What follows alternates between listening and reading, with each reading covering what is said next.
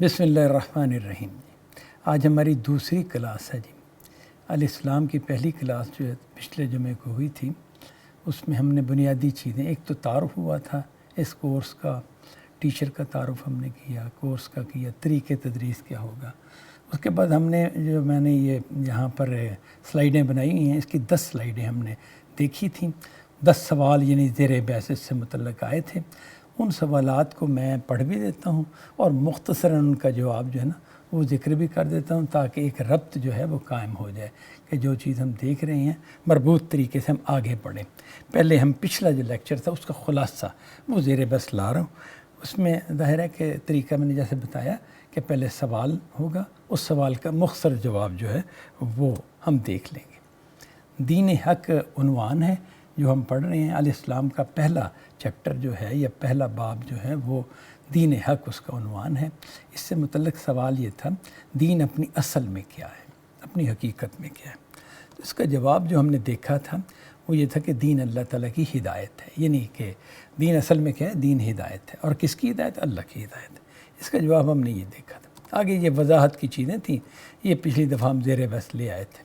دوسرا سوال جو تھا وہ تھا کہ انسان کو دین کہاں سے اور کیسے حاصل ہوا ہے، یعنی کہ اللہ تعالیٰ کی ہدایت، اللہ تعالیٰ کے ساتھ انسان کا براہ راست رابطہ تو نہیں ہے۔ اگر براہ راست رابطہ نہیں ہے تو پھر وہ کیسے جان پایا کہ دین یہ ہے، خدا یہ کہتا ہے، اس نے یہ گائیڈ کیا ہے؟ تو یہ سوال ایک بنیادی سوال ہے ظاہر ہے۔ تو یہ جو ہے اس کا جواب یہ تھا کہ اللہ تعالیٰ نے پہلے دین کی جو بنیادی چیز ہے وہ انسان کی فطرت میں الہام فرمائی، یعنی یوں سمجھیں کہ دین کو اجمالاً انسان کی فطرت میں الہام فرمایا۔ اجمالاً کا لفظ بھی کہا جا سکتا ہے، اور یہ کہ اپنی بنیادوں کے حوالے سے انسان کی فطرت میں دین کو اللہ نے الہام کا مطلب ہے اتار دیا، ودیت کر دیا، سونپ دیا۔ ہر بچہ جب پیدا ہوتا ہے تو دین اسلام لے کر پیدا ہوتا ہے۔ دین اسلام سے مراد تفصیلات اسلام نہیں ہے، احکام، نماز، روزہ، حج، زکوٰۃ، یہ تو اسے سوسائٹی میں جب وہ شعور کی آنکھ کھولتے تو پتہ چلتا ہے، لیکن دینی شخصیت لے کے پیدا ہوتا ہے، دین داری والی روح لے کے پیدا ہوتا ہے، یہ ہے اس کا مفہوم۔ تو اللہ تعالیٰ نے پہلے تو دین داری والی روح اس کو دی، دین اس کی طبیعت اور فطرت میں دینی یعنی کہ ایک احساس و شعور کہہ لیں، یا دینی بنیادوں کو اس کی فطرت میں، اس کی ساخت میں رکھ دیا، پہلی بات یہ۔ اس کے بعد پھر یہ ہے کہ اللہ تعالیٰ نے دین اپنی تمام تفصیلات کے ساتھ انبیاء کے ذریعے سے انسان کو دیا ہے۔ مختلف انبیاء آتے رہے ہیں تو وہ اللہ کی طرف سے دین ہی لے کے آتے رہے ہیں، وہ دین انہوں نے لوگوں کو بتایا، سمجھایا، ان کی تربیت کی اس کے مطابق۔ تو انبیاء کے ذریعے سے تفصیلات دین ملی ہیں، اور جو دین کی بنیادیں ہیں، جو دینی ساخت ہے، وہ اللہ نے ہر شخص کی فطرت میں الہام کی ہوئی ہے۔ اسی لیے کوئی شخص جب اپنی فطرت پہ کھڑا ہو کے کوئی بات کرتا ہے تو اس کی بات اپنی روح میں دینی بات ہوتی ہے، دینی نوعیت کی، یعنی فطرت میں حق پایا جاتا ہے تو انسان حق کی بات کرتا ہے تو حق اس کی فطرت میں رکھا ہوگا نا، اسی بنا پہ وہ کرتا ہے، حق پسندی اختیار کرتا ہے، عدل اختیار کرتا ہے۔ تو یہ جو چیزیں، یہ وہ بنیادیں ہیں کہ جو بنیادیں اگر نہ ہوں تو پھر دین کے احکام پر عمل نہیں ہو سکتا۔ اسی طرح اور چیزیں بھی ہیں جو انسان کی فطرت میں ہیں، ان چیزوں کی بنا پر ہی ممکن ہے کہ انبیاء کی تعلیمات کو انسان قبول کرے۔ یہ دوسرا سوال تھا۔ اس کے بعد تیسرا سوال جو زیر بحث آیا تھا، اب دنیا میں دین کا اصل ماخذ کیا ہے یا کون ہے، یعنی کون سی شخصیت ہے یا کیا کوئی کتاب ہے یا کیا چیز ہے؟ تو اس کا جواب ہم نے دیکھا تھا کہ دین کو لانے والے چونکہ انبیاء تھے، اور انبیاء کی جو سلسلہ تھا اس کے آخری شخصیت محمد صلی اللہ علیہ وسلم ہے۔ تو محمد صلی اللہ علیہ وسلم وہ شخصیت ہیں جس سے دنیا کو اب دین ملا ہے اور آئندہ بھی ملے گا۔ یعنی کوئی دینی بات جاننا چاہیں گے تو نبی صلی اللہ علیہ وسلم جو کچھ دے گئے ہیں اس سے ہم دیکھیں گے، وہ ظاہر ہے کہ کیا کچھ دیکھے گئے ہیں وہ بھی آگے زیر بحث آ جائے گا اگلے سوال میں۔ نبی صلی اللہ علیہ وسلم کی یہ حیثیت ہے کہ وہ اپنی بات سے یعنی قول سے، اپنے فعل یعنی اپنے عمل سے، اور اپنی تقریر یعنی کہ خاموشی، کسی چیز کو اپنے دیکھا اور اس پر خاموشی اختیار فرمائی، یعنی اسے برقرار رہنے دیا، چلنے دیا۔ تو اس کا مطلب وہ دینی تھی تو اپنے چلنے دیے نا، غیر دینی ہوتی تو اپنا چلنے دیتے۔ یا تصویب یعنی کسی چیز کو درست قرار دیا کہ یہ ٹھیک ہے، تو آپ کے قول، فعل، تقریر، تصویب سے کوئی چیز دینی قرار پاتی ہے۔ آپ بات کر کے بتاتے ہیں کہ یہ دین ہے تو وہ دین ہو گئی، آپ اس پر عمل کرتے ہیں، آپ کی طرف سے کوئی عمل سامنے آتا ہے، بحیثیت دین عمل سامنے آتا ہے، دینی عمل کے طور پر آتا ہے تو وہ دین قرار پاتا ہے۔ اور اسی طرح کسی عمل پر، کسی فعل پر، کسی قول پر آپ تقریر فرماتے ہیں، تقریر سے مراد گفتگو کرنا نہیں ہے، یہاں پر برقرار رکھتے ہیں، اس کو چلنے دیتے ہیں، گویا کہ خاموشی سے ایکسیپٹنس دی، اس کو قبول کیا آپ نے، تو آپ کا یہ قبول کرنا بھی اس کا دین ہونا ثابت کر دیتا ہے۔ اور اسی طرح تصویب یعنی درست قرار دیتے ہیں تب بھی، تو یہ نبی کے قول، فعل، تقریر، تصویب سے کوئی چیز دین قرار پاتی ہے۔ چوتھا سوال جو زیر بحث آیا تھا، وہ دین ہمیں عملاً کس صورت میں ملا اور کن ذرائع سے ملا ہے۔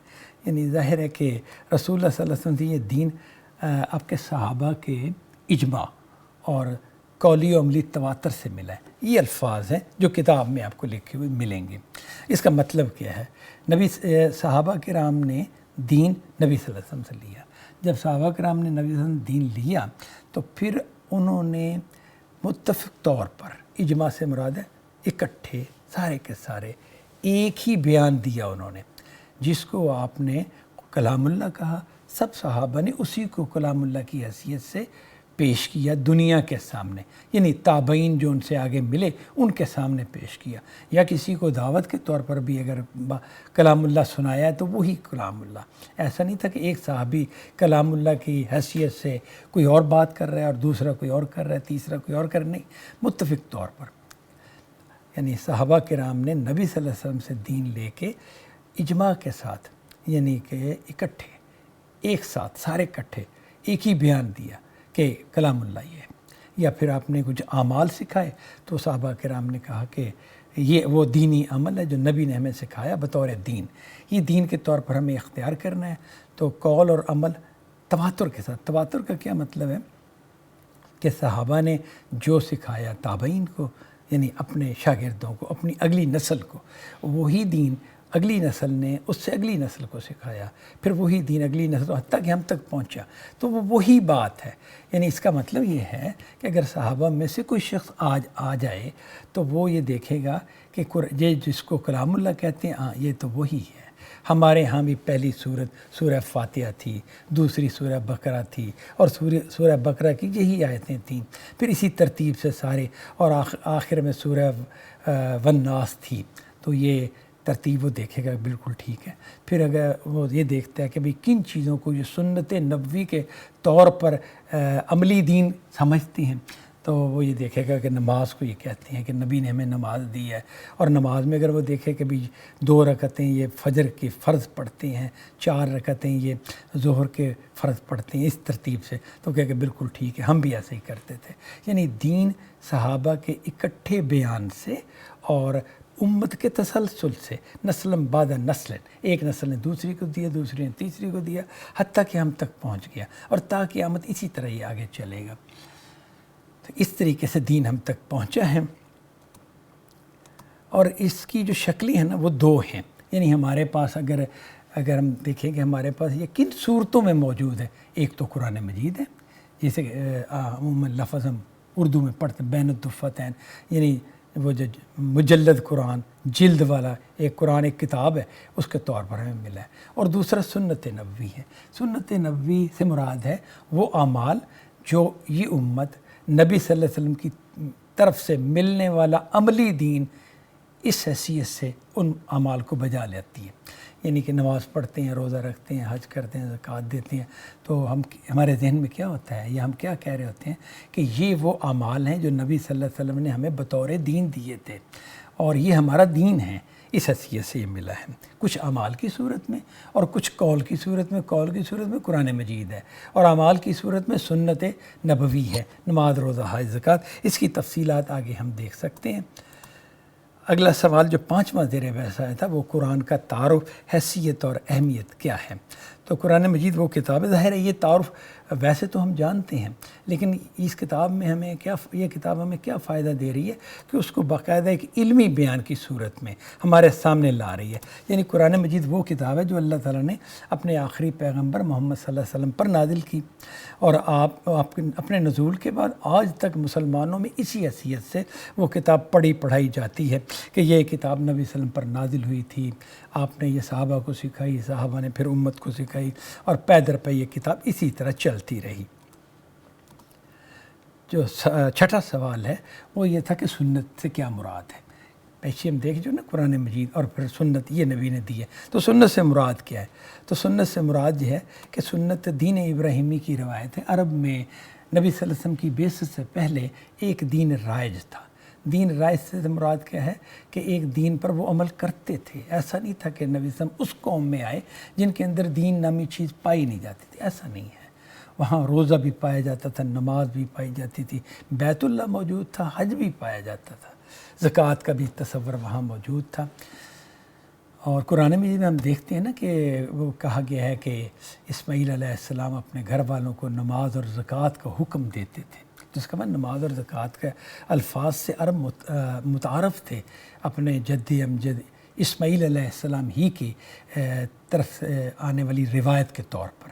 یعنی جو روایت حضرت اسماعیل جو کہ جن کو انہوں نے حضرت ابراہیم نے، ان کے والد نے مکہ میں آباد کیا تھا، پھر وہاں ان کی نسل جو آگے پھیلی اور کچھ قبیلے ساتھ ملے ان سے، ان کے اندر اسماعیل علیہ السلام کی طرف سے جو دین چلا اس میں نماز کا اور زکوٰۃ کا ذکر آتا ہے، اور وہ قرآن مجید نے بیان کر دیا ہے کہ وہ یہ کہا کرتے تھے اپنے گھر والوں کو، یعنی کہ نماز پڑھو اور زکوٰۃ ادا کرو اپنے متعلقین کو، اولاد کو، رشتہ داروں کو، جو بھی لوگ ہوتے تھے۔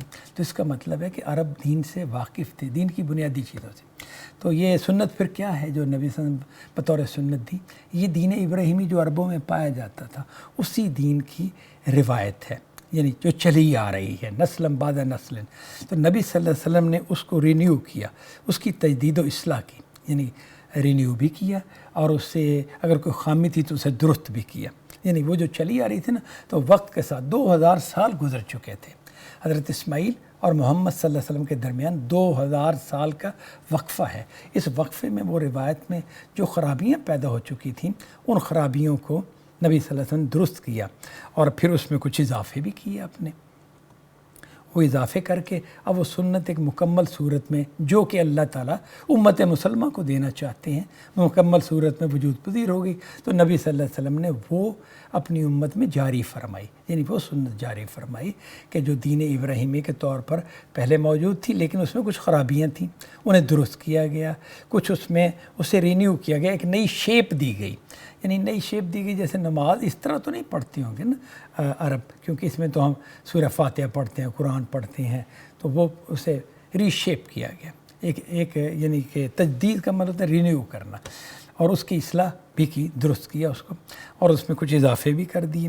جیسے عید الفطر ان کے ہاں نہیں پائی جاتی تھی، عید الاضحیٰ نہیں پائی جاتی تھی، تو یہ اضافے نبی صلی اللہ علیہ وسلم کی طرف سے اس سنت میں ہوئے، اور پھر آپ نے یہ سنت صحابہ کو دی کہ یہ ہے تمہارا دین، اس پر تم عمل کرو گے، اور وہ پھر عمل آگے چلتا چلا آیا حتیٰ کہ ہم تک پہنچا۔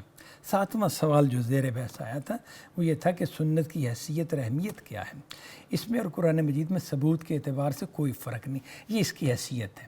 سنت کی حیثیت وہی ہے جو قرآن کی ہے۔ قرآن ہمارا دین ہے، اللہ کا کلام ہے، اللہ کی طرف سے آیا ہے، اور سنت ہمارا دین ہے، یہ خدا کی طرف سے یعنی کہ نبی صلی اللہ علیہ وسلم کو عطا کی گئی۔ یعنی پیچھے ہم نے دیکھا نا کہ آپ نے دین ابراہیمی کی روایت لی، تو وہ ایسا نہیں ہے کہ خدا کی تصدیق کے بغیر لے لی۔ خدا نے آپ کو یہ گائیڈ کیا کہ آپ وہ اعمال جو ابراہیمی روایت کے طور پر موجود ہیں ان اعمال کو اپنائیں۔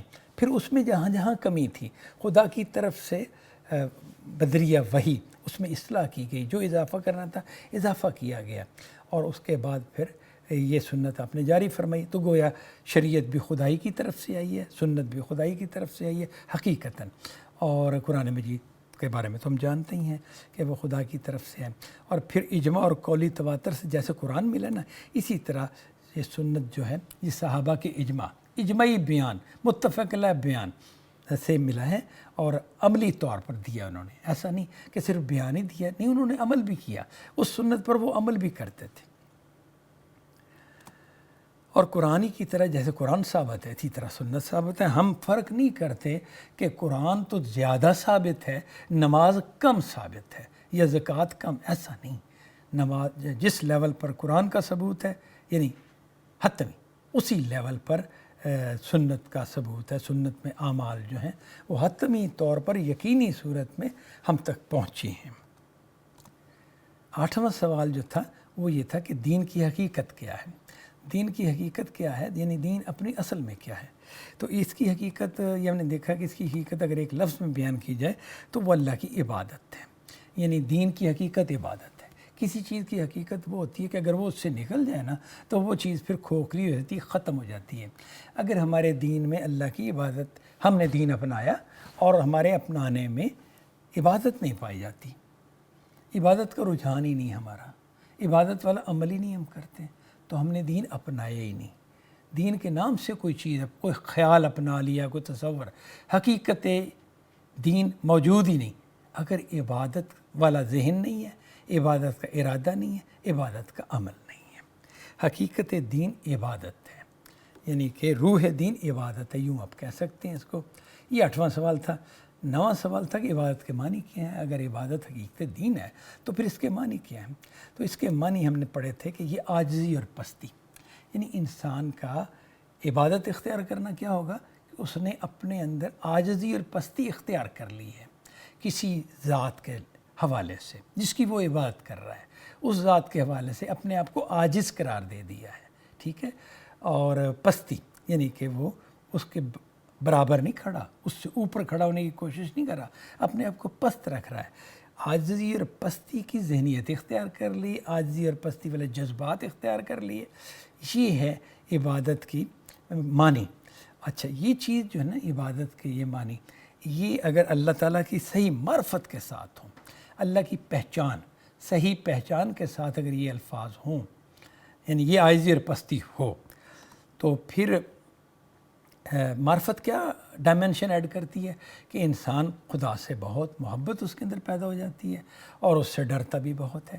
کیونکہ خدا کی ذات کی جب ہمیں معرفت حاصل ہوتی ہے، خدا کی صفات کا ظہور جو کائنات میں ہم دیکھتے ہیں، اپنے وجود میں دیکھتے ہیں، وہ جب ہمارے شعور میں آتا ہے، جب وہ بات کھلتی ہے تو اس کا ہمارے اوپر ایک اثر ہوتا ہے. وہ اثر یہ ہوتا ہے کہ ہمیں خدا سے محبت ہوتی ہے اس کی رحمت کی وجہ سے جو ہم اس کائنات میں پھیلی ہوئی دیکھتے ہیں، اور پھر اس کی ربوبیت کہ وہ ہمیں پال رہا ہے. یعنی دعائیں ہم کس سے کرتے ہیں؟ خدا سے کرتے ہیں. کوئی ہم کس سے مانگتے ہیں؟ خدا سے مانگتے ہیں. تو یہ چیز ہمیں خدا سے محبت پیدا کرتی ہے کہ خدا ہی ہمارا حاجت روا ہے، خدا ہی ہمیں سب کچھ دے رہا ہے، زندگی اور موت اسی کے ہاتھ میں ہے، اسی کا فضل کرم ہے سب کچھ.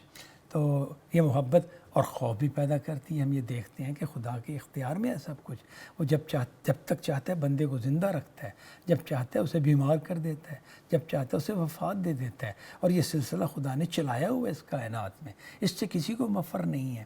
پھر یہاں پر وہ جب چاہتا ہے طوفان آ جاتا ہے، زلزلے آ جاتے ہیں، اس طرح کی چیزیں. تو خدا کی قدرت کا ظہور ہوتا ہے. ظاہر ہے وہ حکمت ہے اس کے پیچھے، پوری حکمت ہے. خدا اس نے کہا کہ میں آپ لوگوں کو آزمانے کے لیے اس دنیا میں بھیج رہا ہوں.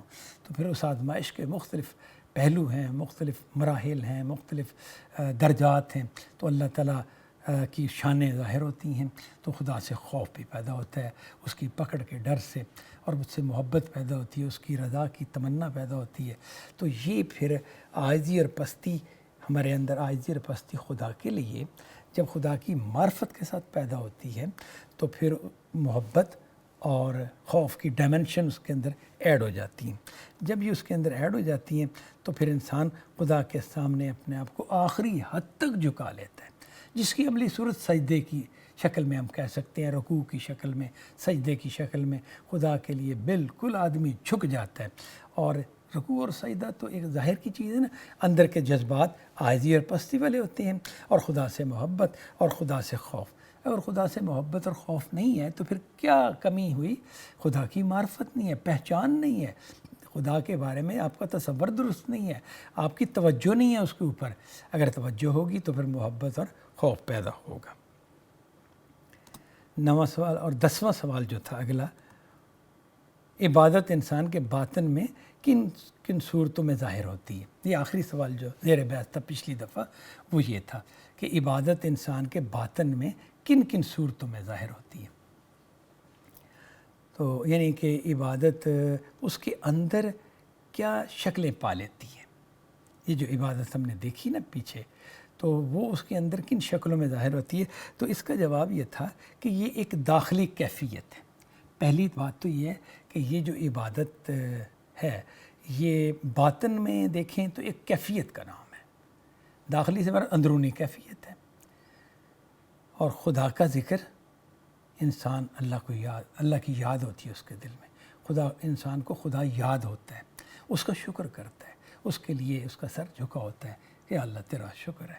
زبان سے بھی کہے گا اور دل کے اندر شکر گزاری پائی جائے گی. اس کی ناراضی کا خوف، یعنی اللہ تعالیٰ مجھ سے ناراض نہ ہو جائے، یہ پہلو اس کے اندر ہوتا ہے. اور اس کے ساتھ اخلاص، کہ خدا کے ساتھ خالص، یعنی خدا کو دھوکہ دینے کا سوچ بھی نہیں سکتا انسان. خدا کے ساتھ کوئی جسے کہتے ہیں کہ بھئی میں خدا کو اس طرح نبٹ لوں گا خدا سے، نہیں سوچا بھی نہیں جا سکتا. مخلص، پورا فرما بردار، اطاعت پر کھڑا ہوتا ہے، ماننے والا، یہ اس کے اندر پیدا ہوتا ہے. اس پر بھروسہ، یعنی کہ خدا کے اوپر اعتماد، جو خدا کا حکم ہے بس یہی ٹھیک ہے، جو خدا کے فیصلے ہیں یہی ٹھیک ہے. اور اس کے حضور میں تسلیم ہو رہا تھا، یعنی خدا کے فیصلے سر تسلیم خام خدا فیصلوں کے آگے. اور راضی، ہم اس پر راضی ہیں. یہ جملہ ہم سنتے ہیں نا کہ جب کوئی وفات ہو جاتی ہے تو ایک دوسرے کو تعزیت کرتے ہوئے ہم لوگ یہ بولتے ہیں اچھا خدا کی مرضی، خدا کی رضا. اور یہ کہتے ہیں کہ فوت ہونے والے کے بارے میں کہتے ہیں خدا کی چیز تھی، خدا نے دی، خدا نے لے لی. کسی کا اگر بچہ فوت ہو جائے تو عام طور پر یہ اس طرح کا جملہ بولتے ہیں. یہ جملہ ہمارے ایمان سے اٹھا ہے کہ ہم خدا کے فیصلوں پہ راضی ہیں. خدا نے زندگی دی تو اس کی دین تھی. جب اس نے چاہا کہ زندگی ختم کر دوں ہمارے کسی بھائی کی، کسی بچے کی، تو اس کا یہ فیصلہ نافذ. وہ مالک ہے، مالک نے اپنی شے لے لی ہے، وہ اس کے پاس ہے. اور مالک برا نہیں ہے. ایسا نہیں کہ جب وہ شے ہمارے پاس تھی تب تو وہ شے ایک اچھی صورتحال میں تھی، اب وہ اپنے خالق مالک کے پاس چلی گئی ہے، پتہ نہیں کیا ہو. نہیں ایسا نہیں. وہ جو کرم فرمائیاں کرتا تھا نا دنیا میں ہمارے اوپر، وہی تو ہمیں لے گیا ہے. یا جو کرم فرمائیاں کرتا تھا ہمارے بچے پہ، ہمارے بھائی پر، ہمارے والد پر، ساری زندگی اس کی طرف سے نعمتیں پا کر اور انہیں نعمتوں سے حظ اٹھا کر گزاری تھی. وہ نعمتیں دینے والے نے کہا میرے پاس آ جاؤ. وہ تو پہلے نعمتیں دینے والا ہے پہلے سے ہی، اور اب بلایا ہے تو اس سے تو نعمتوں ہی کی توقع ہے. ہاں اگر کوئی ظالم تھا، کوئی مجرم تھا تو اس کے بارے میں وہ تو سوچے گا، وہ تو خوفزدہ ہوگا، ورنہ خدا کے فیصلوں پہ راضی. بالکل. تو یہ اسی یعنی کہ جو عاجزی اور پستی ہے نا، اسی کا داخلی اظہار ہے انسان کے اندر. دوبارہ میں بتا دوں، خدا کا ذکر ہوگا، اس کا شکر ہوگا، اس کی ناراضی کا خوف ہوگا، اس کے ساتھ اخلاص، یعنی بالکل مخلصانہ رویہ اس کے ساتھ، اس پہ بھروسہ، اعتماد ہوگا. اور اس کے حضور میں تسلیم ہو رہا تھا، یعنی کہ سر جھکایا ہوا ہے، اس کے فیصلوں پر راضی ہیں دل سے. اس کے فیصلوں پر یہ نہیں کہ خدا پر اعتراض کر رہے ہیں اور یا کوئی اس سے گلے شکوے کر رہے ہیں بالکل کہ یہ خدا تو نے ٹھیک نہیں کیا، ایسا نہیں، بالکل نہیں، بلکہ تسلیم ہو رہا تھا. یہاں تک ہم نے پچھلی دفعہ دیکھا ہوا تھا. جو اگلی سلائیڈ ہماری وہ یہ ہے کہ عبادت کا اظہار ہمارے وجود سے کن کن صورتوں میں ہوتا ہے سے مراد ظاہر ہوتا ہے ہمارے وجود کے باہر کی دنیا میں. وہ داخلی کیفیت ہم نے دیکھی، اور اب یہ ہے کہ خارجی کیفیت کیا ہوتی ہے. عبادت والے شخص کی عبادت اس کے جسم سے باہر کن صورتوں میں ظاہر ہوتی ہے جسے ہم اپنی آنکھوں سے دیکھ سکتے ہیں. وہ جو تھی نا ذکر اور شکر، جو ابھی ہم نے پڑھا، وہ تو کوئی دیکھ نہیں سکتا. کیا معلوم کوئی بندہ شکر گزاری کے جذبات میں رکھتا ہے، جب تک کوئی وہ بولے گا نہیں ہمیں نہیں پتہ چلے گا. وہ داخلی کیفیت تھی، چھپی ہوئی تھی دوسروں سے. اور یہ اب ظاہری صورتحال کیا ہے؟ تو اس کا جو جواب ہے انسان کے ظاہری وجود میں یہی چیز، یعنی یہی عاجزی اور پستی، یہی چیز سے مراد ہے کہ یہ عاجزی اور پستی پرستش کے مظاہر، یعنی رکوع و سجود، تسبیح و تعمید دعا و مناجات اور نظر و نیاز کی صورت میں نمایاں ہوتی ہے۔ یعنی کہ انسان کے ظاہری وجود میں یہی عاجزی اور پستی پرستش کے مظاہر، پرستش پوجا، جیسے پجاری پوجتے ہیں، بت کے سامنے اس کا پجاری بیٹھا ہوتا ہے اور عبادت کر رہا تو بت کو پوج رہا ہوتا ہے۔ یہ جو پوجا کا پہلو ہے کہ عبادت کے بنیادی معنی پوجا کے ہیں، پرستش کے ہیں، یعنی کہ اللہ کو پوجنا، اللہ کی پرستش کرنا، اللہ کی عبادت کرنا، اللہ کی بندگی کرنا، عملاً جیسے نماز وغیرہ میں ہم کرتے ہیں، تو پرستش کے مظاہر کی صورت اختیار کر لیتی ہے۔ یعنی کہ جس کے اندر یہ عاجزی اور پستی پائی جائے گی خدا کے حوالے سے، اسے ہم دیکھیں گے کہ وہ خدا کو پوجنے والا شخص ہے، خدا کی عبادت کرنے والا شخص ہے۔ اور وہ اس کی شکلیں کیا ہیں؟ رکوع، ہم اسے رکوع کرتا ہوا دیکھیں گے، سجود یعنی سجدہ کرتا ہوا دیکھیں گے، اپنے افعال و اعمال میں اس کی زندگی میں ہم دیکھیں وہ سجدہ کرتے ہیں۔ تسبیح یعنی کہ وہ زبان سے تسبیح کر رہا ہے، اور سبحان اللہ و بحمدہ، اس طرح کلمات ہیں کہ جو اس کی زبان پر جاری ہیں، وہ کہتا ہے۔ ظاہر ہے یہ کلمات شعور کے ساتھ جب کہے جائیں تو بہت گہرے معنی رکھتے ہیں۔ تحمید حمد کرتا ہے، الحمدللہ کے الفاظ، تحمید کا معنی حمد کرنا، یعنی کہ خدا کی تعریف کرنا اور خدا کا شکر بجا لانا۔ حمد کا جو ہے نا نتیجتاً یہ معنی یا جو اس کا انتہائی معنی ہے وہ شکر گزاری اختیار کرنا، اور اس کے لیے کوئی کلمات جیسے ہم کہتے ہیں الحمدللہ، تو یہ اللہ کا شکر ہے، اس سے مراد یہ ہوتی ہے۔ لفظی معنی اگر دیکھیں گے تو وہ یہ ہو جائے کہ اللہ کی تعریف ہے، اللہ کی، اور جب بندہ خدا کے لیے کر رہا ہوتا ہے، جس سے وہ انعام لیتا ہے، جس کا فضل اور کرم اس پر ہوتا ہے، تو وہی جو حمد ہے وہ شکر گزاری کے الفاظ میں ڈھل جاتی ہے، بصورت شکر اس کی زبان سے جاری ہوتی ہے۔ دعا و مناجات، تو دعا کرتا ہوا بھی ہم دیکھیں گے جس کے اندر یہ عاجزی اور پستی خدا کے لیے ہوگی، محبت اور خوف کے جذبات کے ساتھ، تو وہ خدا سے دعائیں کرے گا اپنے لیے۔ اور مناجات بھی کرے گا۔ مناجات اور دعا میں فرق کیا ہے؟ مناجات میں پہلے خدا کی تعریف کے کچھ کلمات کہے جاتے ہیں کہ یا اللہ تیرا احسان ہے، تو کائنات کا مالک ہے، تیری کرم فرمائی ہے ہمارے اوپر، اس کی تعریف کے کلمات کہے جاتے ہیں، اس کی شکر گزاری کے جذبات ظاہر کیے جاتے ہیں، اور پھر دعا کی جاتی ہے۔ اور جو دعا کا لفظ ہے اس سے مراد ہے دعا کرنا کہ یا اللہ مجھے یہ عطا کر، یا اللہ میرا یہ مسئلہ حل کر دے۔ دعا تو دعا ہے، اور مناجات دعا سے پہلے خدا کی تعریف کے کلمات کہنا، یہ پھر مناجات ہو جائے گی، یعنی پہلے خدا کی تعریف کی اور پھر خدا سے دعا کی۔ اور نظر و نیاز یہ بنیادی مطلب تحفہ دینا ہے، اور یہاں خدا کے لیے نظر کرنا، خدا کے لیے نیاز دینا، تو اس کا کیا مطلب ہے؟ صدقہ و خیرات جو آپ کرتے ہیں، خدا کے لیے صدقہ و خیرات کرنا، تو وہ انسان کرے گا تو کون کرے گا؟ جس کے اندر عبادت کی حقیقت، عاجزی اور پستی، جو محبت اور اس کے خوف کے جذبات کے ساتھ پیدا ہو چکی ہے، اس کا ظاہر ہم اس طرح دیکھیں گے۔ کبھی رکوع کرتا ہوا پائیں گے کسی موقع پہ، کبھی سجدہ کرتا ہوا پائیں گے، تسبیح کرتا ہوا دیکھیں گے، تحمید اس کا شکر ادا کرتا ہوا، اللہ کی حمد کرتا ہوا دیکھیں گے، دعائیں کرتا ہوا دیکھیں گے، اس کی مناجاتیں کرتا ہوا دیکھیں گے۔ اور نظر و نیاز کی صورت اختیار کر لیتی ہے۔ نظر اس کے لیے وہ صدقہ و خیرات کرے گا، اس کے لیے کوئی اگر یعنی کہ کسی موقع پہ بندہ منت بھی مان لیتا ہے تو وہ منتیں اگر مانی ہیں تو انہیں پورا کرتا ہوا دیکھے گا۔ یہ 11واں سوال ہے۔ اگلا سوال ہے جی، انسان اس دنیا میں اپنا جو عملی وجود رکھتا ہے، کیا عبادت کا یہ جذبہ اس عملی وجود سے بھی متعلق ہوتا ہے؟ اب یہ مسئلہ ہے کہ انسان ایسی شخصیت تو نہیں ہے کہ وہ صرف سجدہ کر رہے، اور یعنی یہ تو بڑی بنیادی چیز ہے، اور رکوع کرے اور وہ پھر ذکر کرے اللہ کا بیٹھ کے، اور شکر کے کلمات کہیں۔ زندگی کے تو اور پہلو بھی ہیں، یعنی عملی پہلو بھی ہیں، جیسے اسے معاش کی جد و جہد کرنی ہوتی ہے، لوگوں سے میل ملاقات ہوتی ہے، ایک دوسرے سے واسطہ پڑتا ہے، کسی کے ہاں کوئی فوتگی ہوئی وہاں جانا پڑتا ہے، کسی کو کوئی ضرورت پڑ گئی اس کی مدد کرنی پڑتی ہے، کوئی دشمن حملہ آور ہو گیا تو جنگ اور جہاد میں شامل ہونا پڑے گا، کوئی کئی مسئلے ہو سکتے ہیں۔ تو ان مسئلوں کے حوالے سے پھر آدمی معاشرتی زندگی بسر کرتا ہے، یعنی نکاح کرتا ہے تو میاں بیوی کے معاملات، ایک ان کی چھوٹی سی گھر کی سلطنت بن جاتی ہے، اس میں پھر بچے اللہ تعالیٰ اولاد عطا کرتا ہے، تو اس اولاد کو پالنا پوسنا تو یہ مختلف کام ہے۔ اس میں سجدہ اور وہ تو نہیں آیا، یعنی نہ سجدے کا کوئی پہلو آیا، نہ کوئی رکوع کا پہلو آیا، نہ کوئی ذکر کا پہلو آیا، وہ تو بندہ کر ہی رہا ہے۔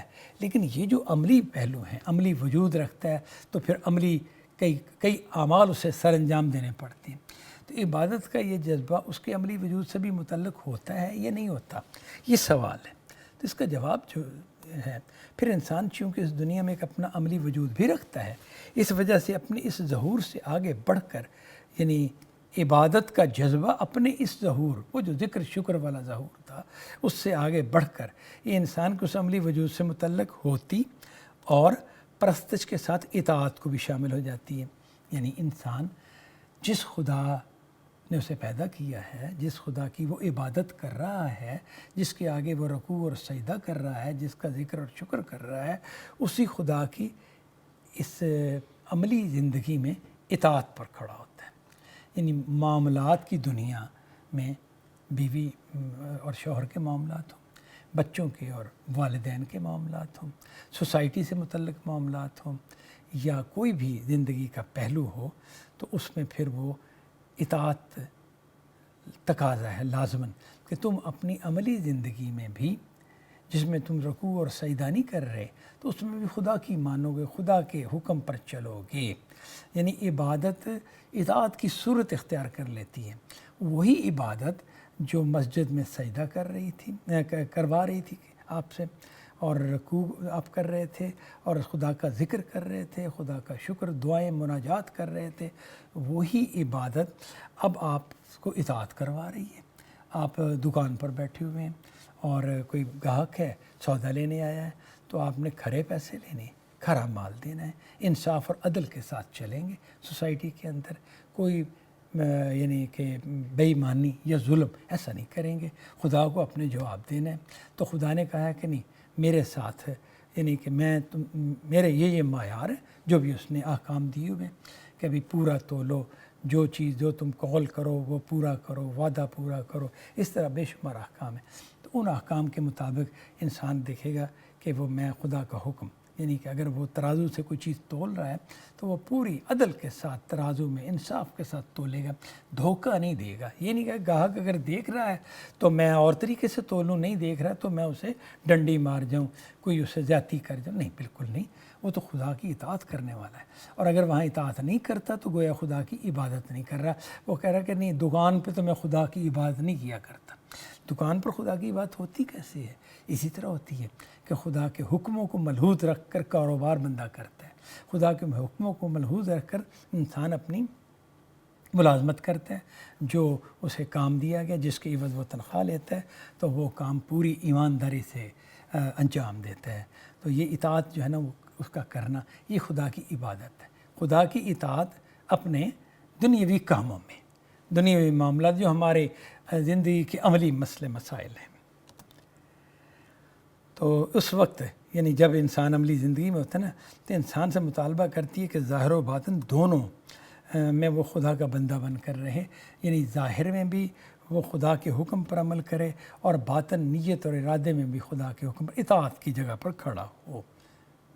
یہ 12واں سوال تھا۔ اگلا سوال جو ہے وہ ہے جی، عبادت دین کی حقیقت ہے۔ کسی بھی چیز کی حقیقت دراصل وہ بیج ہوتی ہے جس سے وہ چیز اپنی پوری صورت میں پھوٹتی ہے۔ سوال یہ ہے کہ یہ عبادت پورے دین کی صورت کیسے اختیار کر لیتی ہے؟ یہ سوال ہے جو اگلے پیرے سے متعلق ہے نا، جسے ہم دیکھیں گے۔ عبادت دین کی حقیقت ہے، بالکل دین کی اصل عبادت ہے۔ تو کسی چیز کی بھی جو حقیقت ہوتی ہے وہ تو ایک ایسا بیج ہوتی ہے کہ اس بیج سے وہ پوری شے پھوٹتی ہے۔ یعنی درخت کا بیج کیا ہے؟ جس کے اندر پورا درخت پایا جاتا ہے۔ جو ہی وہ بیج پھولے پھلے گا، آگے بڑھے گا تو درخت نمودار ہو جائے گا۔ تو یہ عبادت پورے دین کی صورت کیسے اختیار کر لیتی ہے؟ اگر عبادت دین کی حقیقت ہے تو یہ عبادت کا جذبہ جس میں عاجزی اور پستی ہے، خدا کے ساتھ محبت ہے، اس کا خوف ہے، اور داخلی مظاہر اس کے ذکر اور شکر ہیں، اسی طرح اور ظاہری جو ہے ظاہر میں انسان کے ظاہر میں رکوع اور سجدے کا معاملہ ہے، عملی زندگی میں اطاعت کی صورت ہے۔ تو اب یہ جو شکلیں ہیں یہ پورا دین کیسے بن جاتی ہیں؟ عبادت کا یہ جذبہ، یہ اس سوال کا جواب آگے ہم دیکھتے ہیں کہ اللہ اور بندے کے درمیان عبد و معبود کے اس تعلق کے لیے یہ عبادت جب اپنی اساسات یعنی بنیادیں متعین کرتی، مراسم طے کرتی، مراسم ریچولز، اور دنیا میں اس تعلق کے تقاضوں کو پورا کرنے کے لیے حدود و قیود یعنی کہ لمیٹیشن اینڈ کنڈیشن مقرر کرتی ہے، تو قرآن کی زبان میں اسے دین سے تعبیر کیا جاتا ہے۔ یہ ایک پیراگراف تھوڑا سا مشکل تھا، تو میں نے اس کو کوشش تو کی ہے سوال میں اس کی حقیقت واضح کرنے کی۔ مزید اس کی ہم تفصیل دیکھ لیتے ہیں۔ دوبارہ میں اب یہ الفاظ پڑھ رہا ہوں جو غامدی صاحب کے الفاظ ہیں۔ اللہ اور بندے کے درمیان عبد و معبود کے اس تعلق کے لیے، یہ اس بندگی والے تعلق، اس عبادت کے تعلق کے لیے، یہ عبادت جب اپنی اساسات متعین کرتی ہے کہ خدا کی عبادت میں کروں، کن بنیادوں پر کروں، یعنی کیوں کروں، کس وجہ سے، وہ وجہ اور کیوں کا جو جواب ہے کہ اس وجہ سے کروں، یہ وہ بنیادیں ہیں جس کی بنا پر عبادت کی جاتی ہے۔ یعنی کسی مسلمان سے اگر کوئی پوچھتا ہے کہ تم اللہ کی عبادت کیوں کرتے ہو، تو وہ اس کا جواب اس کے ذہن میں جو ہے نا وہ بنیاد ہے عبادت کی، کہ میں خدا کی عبادت اس وجہ سے کرتا ہوں۔ اسی طرح پھر عبادت کی ریچول طے کیے جاتے ہیں کہ عبادت کرنی ہے، یہ ایک لفظ بولا آپ نے، تو پھر اب کیا کریں گے عبادت کرتے ہوئے، کرنے کی خاطر آپ کیا اٹھک بیٹھک کریں گے، کیا آپ نے اعمال سر انجام دینے ہیں۔ وہ اعمال جو ہیں وہ مراسم یعنی رسوم کہلائیں گی، دینی رسوم، تو انہیں کو ریچولز کہتے ہیں۔ تو دنیا میں اور پھر ایک اور بات کہ دنیا میں اس تعلق کے تقاضوں کو، اس تعلق سے مراد عبادت والا تعلق کے تقاضوں کو پورا کرنے کے لیے حدود و قیود مقرر کرتی ہے۔ حدود و قیود سے مراد ہے لمیٹیشن اینڈ کنڈیشنز، کہ لمیٹیشن آپ محدود رہیں گے، یہ حدود ہوگی، اور قیود قیدیں، تو مراد کیا ہے کہ کنڈیشنز کچھ شرائط ہیں جو آپ کو پوری کرنی ہے، اس کے بغیر وہ بات وہ عمل نہیں واقع ہوگا۔ جیسے نا وضو شرط ہے نماز کی، اگر آپ کہیں کہ وضو کے بغیر میں نماز پڑھ لیں تو نماز تو خدا کیا کہ قیام، رکوع اور سجدہ اس طرح سے ہے نا، تو میں وضو کی کیا ضرورت ہے؟ نہیں، وہ شرط ہے اس کی، یعنی وہ طہارت حاصل کرنی شرط ہے، تو یہ کنڈیشن ہے۔ تو اسی طرح لیمیٹیشنز ہیں کہ بھئی یہ اعمال آپ اس حد تک انجام، ایسا نہیں کر سکتے کہ ہم سارا دن خدا کی لیے، ہمارے کیا کہیں بعض اوقات ایسی ہیں کہ جس میں آپ سجدہ نہیں کریں گے، یعنی کہ سورج طلوع ہو رہا ہے اور جب سورج یعنی کہ نصف النہار پر ہے، اور اسی طرح غروب ہوتے ہوئے سورج کے موقع پہ، ان میں عبادت نہیں کی جائے گی، آپ کو روکا گیا ہے، لمٹ کیا گیا ہے کہ نہیں، فجر کا وقت یہ ہے، فجر کی نماز اس لمٹ کے اندر آپ کو پڑھنی ہے، ظہر کا وقت یہ ہے، اس کے اندر پڑھنی ہے، 3 اوقات سجدے کے لیے ممنوع ہیں، ان اوقات میں سجدہ نہیں کرنا، کیونکہ وہ عرب میں جو آفتاب پرست تھے ان کی عبادت کے اوقات تھے، تو وہ ظاہر ہے آفتاب پرست حقیقت میں تو شیطانی کو سجدہ کرتے تھے نا، تو اللہ نے کہا کہ میری عبادت ان موقعوں پر نہیں کی جائے گی۔ تو اس طرح سے میں لمٹ اور کنڈیشنز کی وضاحت کی۔ تو جب یہ عبادت کچھ ریچولز بناتی ہے اپنے لیے اور کچھ لمٹ اور کنڈیشن مقرر کرتی ہے، تو پھر قرآن کی زبان میں اسے دین سے تعبیر کیا جاتا ہے۔ یعنی یہ ایسا نہیں ہے کہ عبادت کرنے والا خود کرتا ہے، نہیں، اس کی ضرورت ہوتی ہے کہ ایسا ہو، پھر اسے کر کے دیے جاتے ہیں۔ تو اسی چیز کو بیان اس طرح سے کیا گیا ہے کہ جب یہ عبادت کی حقیقت جو ہے، مطلب دین کی حقیقت عبادت جو ہے، جب یہ عبادت اپنے لیے کچھ یعنی کہ بنیادیں طے کرتی ہے تو دین اس وقت وجود میں آتا ہے۔ پھر جب کچھ مراسم طے کرتی ہے تو دین اس وقت وجود میں آتا ہے، پھر جب کوئی لمیٹیشن اور کوئی کنڈیشن بناتی ہے، مقرر کرتی ہے تو دین اس وقت وجود میں آتا ہے۔ اچھا، آگے اسی کی تفصیل ہے کہ عبادت کے اساسات کیا ہیں، یعنی جو عبادت ہم کریں گے اس کی بنیادیں کیا ہیں ہمارے پاس۔ اب یہ ظاہر ہے کہ یہ جملے جو نا جو بریکٹوں میں لکھے جملے آپ کو ملیں گے، یہ میں نے اس میں ایڈ کی ہیں یعنی بات کو سمجھنے کے لیے۔ یہ اساسات مابعد طبیاتی یعنی میٹا فزیکل بھی ہیں اور اخلاقی بھی، یعنی کہ ہمارا دین کن بنیادوں پر کھڑا ہے۔ دین کی حقیقت عبادت ہے نا، جس بنیاد پر دین کھڑا ہے انہی بنیادوں پر دین کی حقیقت یعنی عبادت ہمیں بجا لانی ہے۔ تو یہ مابعد طبیاتی میٹا فزیکل یعنی کہ اس دنیا سے اوپر کی دنیا کی، جو اس سے یعنی کہ پرے کی دنیا ہے، جو دکھائی نہیں دیتی۔ یہ جو دنیا تو فزیکل ورلڈ ہے نا، فزیکل ورلڈ، تو میٹا فزیکل ورلڈ جو اس کے پیچھے ہے یا جو اس کے اندر کی حقیقت، فلسفیانہ زبان میں اگر کہیں گے نا تو حقیقت وجود کہیں گے، تو اس سے متعلق ہیں اور اخلاقی بھی ہیں۔ ہمارے اندر جو اخلاق کی حص رکھی گئی ہے اس کے اندر کچھ ایک پیمانہ ہے، وہ پیمانہ بنیاد بنتا ہے ہماری دین کو اپنانے کی، ہمارے عبادت کو اختیار کرنے کی۔ یہ آگے مزید واضح ہو جائے گا۔ مابعد طبیاتی یعنی کہ اساسات کیا ہیں، مثلا یہ کہ خدا کون ہے، یہ چیز ہم طے کرتے ہیں، چاہے سوسائٹی طے کر کے بچے کو سکھا دے اور وہ اسی پر ڈیولپ کر جائے، چاہے وہ کسی کتاب سے پڑھے، قرآن مجید کو دیکھے، علماء سے سنے، جس طرح بھی اس تک یہ بات جو ہے نا کہ خدا کون ہے، مالک کون ہے، خالق کون ہے، بنانے والا کون ہے، کریٹر کون ہے، یہ جو چیز ہے یہ ہر شخص جانتا ہے، اسے اس کی سوسائٹی کچھ نہ کچھ بتاتی ہے۔ جو مسلمان ہیں اس کی جو معاشرہ ہے یا اس کی سوسائٹی اسے ان چیزوں سے متعارف کراتی ہے جو قرآن مجید میں بیان ہوئی ہیں، نبی صلی اللہ علیہ وسلم نے بتائی ہیں، انبیاء کے ذریعے سے ہمیں ملی ہیں، وہ بتاتی ہیں کہ خدا کون ہے۔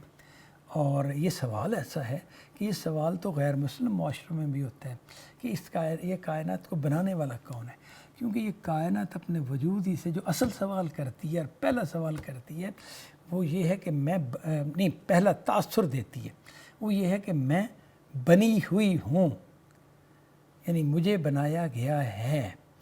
آپ یہ دیکھیں، یہ جو میں نے بات کی ہے نا اس کی وضاحت اس طرح سے ہے کہ ہم جب مطالعہ کرتے ہیں نا، بچے کو تعلیم دلاتے ہیں، مطلب یہ جو سائنس سے متعلق، جغرافی سے متعلق، تو وہ یہ کہ پہاڑ کیسے وجود میں آئے، پہاڑ کیسے بنے، دریا کیسے بنتے ہیں، زمین کیسے بنی، یہ ہم تو زمین کے بارے میں ایک نظریہ جو تھا، اب مزید کو اس میں ڈیولپمنٹ ہو الگ بات ہے کہ یہ سورج سے کچھ ٹکڑے اڑے تھے اور وہ سیارے بن گئے، ایک تصور یہ۔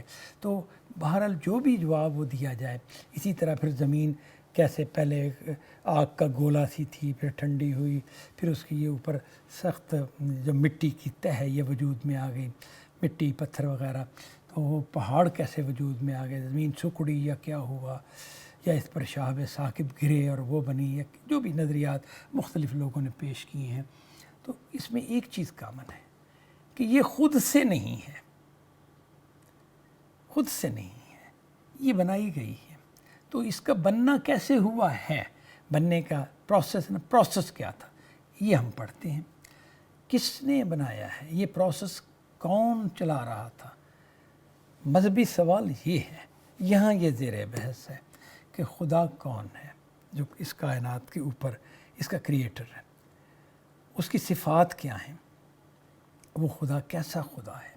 یہ بھی میٹا فزیکل ورلڈ سے متعلق ہے کہ اس کا کریٹر جو ہے اپنے اندر کیا صفات رکھتا ہے، ہمارا اس سے تعلق کیا ہے، یعنی کہ وہ ہم سے کیسے ریلیٹ کرتا ہے، ہم اس سے کیسے ریلیٹ کرتے ہیں، کیا ریلیشن بنتا ہے ہمارا اس کا، یہ چیز جو ہے، اور کیا نہیں ہے، یعنی کہ ہم کیا خدا کا جزو ہیں، ایک ٹکڑا ہے خدا کا، یہ کائنات ایک ٹکڑا ہے خدا کا، کیا یہ بات ہے۔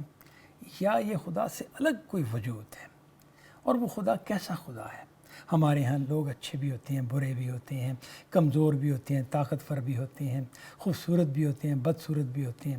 تو یہ جو خالق ہے اس کائنات کا، وہ کیسا ہے، اس کی صفتیں کیسی ہیں؟